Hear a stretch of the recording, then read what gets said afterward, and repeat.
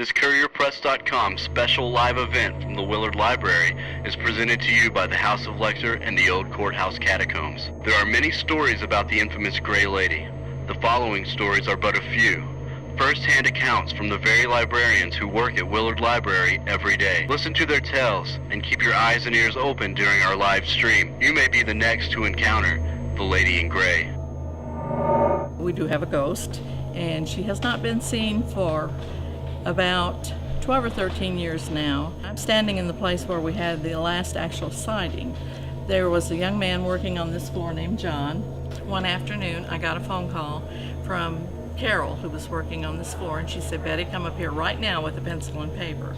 So when I came up here, I was directed to talk to John, who was working back here, and John was still shaking and John was still white, so I really knew that something had happened. Now at that time the shelves were running north and south instead of east and west the way they are now, which meant there was an aisle over next to the window.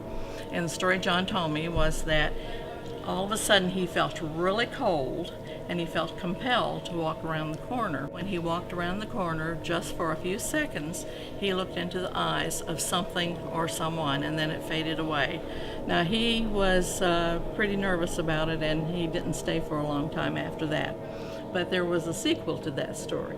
I have someone that I know really well who is very psychic, and she had never been to Willard Library, but finally someone talked her into coming, and she came in with me, and I said, "Well, I want to take you around and show you where things have happened," and she said, "No, I need to go around by myself, and then when I find out where she is, I'll come back and find you." Well, I was at work, so I was busy, but eventually she came back down and got me, and she said, "Now we'll go, I'll show you where she is." She brought me to this same corner that John had had his experience in with the sighting, looking into something's eyes, and as far as I know, she had no way of knowing it was this corner, but this is where she brought me.